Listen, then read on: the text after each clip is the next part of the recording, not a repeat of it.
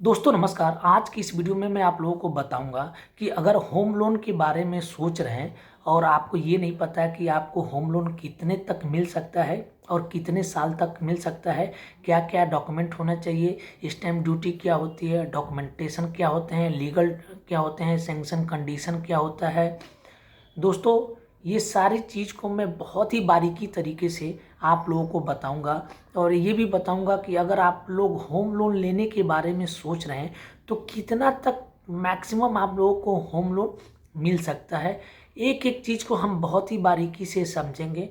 अब आप लोगों के दिमाग में ये सवाल आ रहा है कि क्या आपने होम लोन लिया है जो आप हमको समझा रहे हैं। जी हाँ दोस्तों, हम 10-12 साल से इसी सेगमेंट में काम करते हैं, यही हमारा कोर प्रोडक्ट है। अब जब आदमी 10-12 साल कोर प्रोडक्ट में डील करता है और वही प्रोडक्ट को बताने की कोशिश करता है तो उसकी जो कंटेंट होते हैं 110% जेन्युइन और एक्यूरेट होते हैं। जी हाँ दोस्तों, तो हम अपने पॉइंट को जिग जग ना करते हुए सीधे वन बाय वन स्टार्ट करते हैं। पहली बात, होम लोन की एलिजिबिलिटी चेक किया जाता है कि आपको मैक्सिमम होम लोन कितना मिल सकता है और कितने साल तक मिल सकता है, रेट ऑफ इंटरेस्ट क्या होगा। इन तीन चीज़ पे अगर हम समझ लें तो भी वीडियो बहुत ही लंबी हो जाएगी। हम बहुत फास्ट तरीके से आपको बताएंगे। दोस्तों होम लोन जो होता है, होम लोन लेने के लिए मिनिमम 18 साल और मैक्सिमम 45-50 साल तक की भी एज लिमिट कंसीडर की जाती है। पहली बात, होम लोन सेल्फ एम्प्लॉयड और सैलरीड पर्सन ले सकते हैं और दो ही प्रोफाइल की कैटेगरी भी आती है। आपकी एज मैंने बता ही दिया। अगर आपकी उम्र 30 साल के नीचे है और आप होम लोन लेना चाहते हैं तो आपके पास 30 साल तक लोन लेने का ऑप्शन है।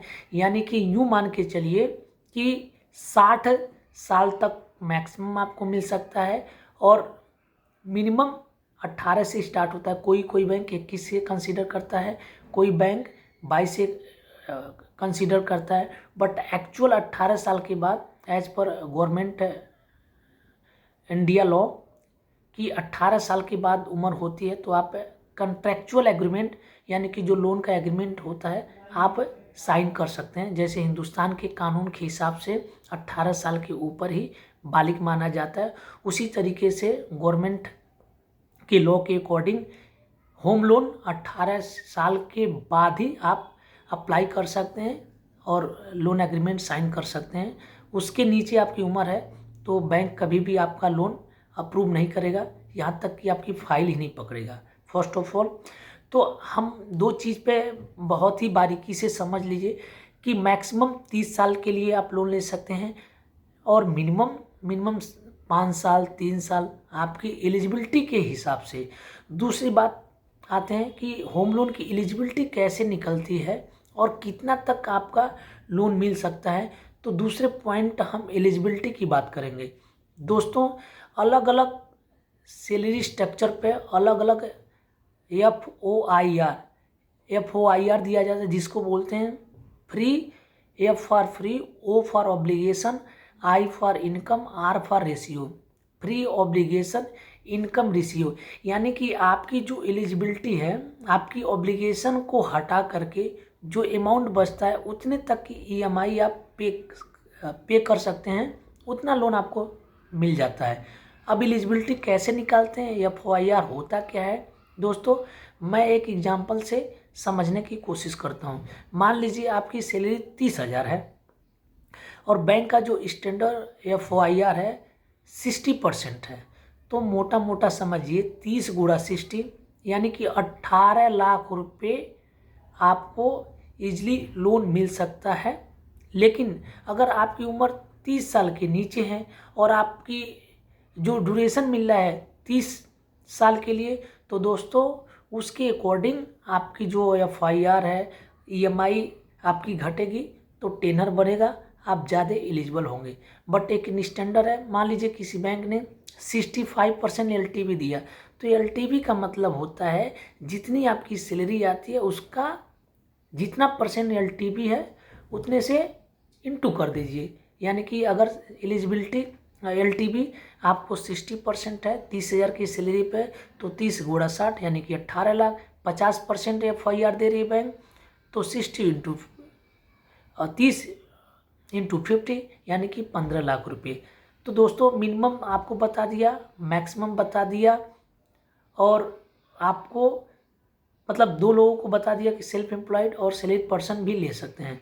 अब बात करते हैं कि कौन कौन एलिजिबल हैं लोन लेने के लिए, क्या स्टैम्प ड्यूटी वगैरह लगती है। दोस्तों कोई भी गवर्नमेंट इंडिया का रेजिडेंस है और मिनिमम 18 साल की उम्र और मैक्सिमम 50 साल, सैलरीड वाले भी ले सकते हैं, सेल्फ एम्प्लॉयड ले सकते हैं।